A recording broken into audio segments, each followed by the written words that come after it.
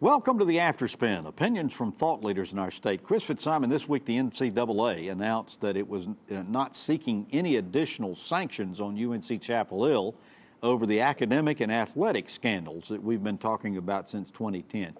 Is this good news or bad news for Carolina?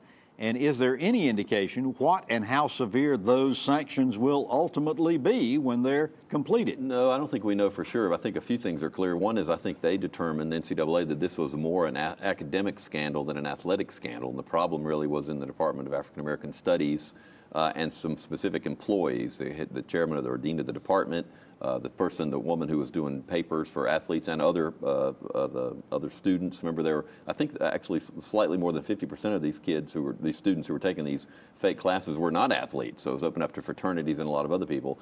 The question of penalties, the things that I have read and talking to people, it looks like women's basketball is sort of in the crosshairs. They're far less danger, it looks like, to men's football or men's basketball and the football team, but the women's basketball team, where a person was directly involved and there was some communication released in the email investigation.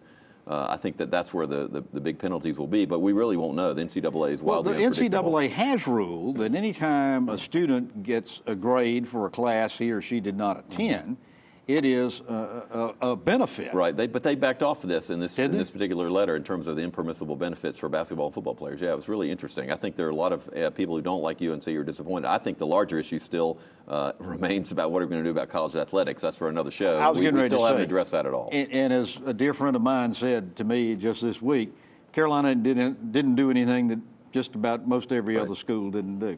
Well, thank you for watching the Afterspin. More video all during the week on ncspin.com.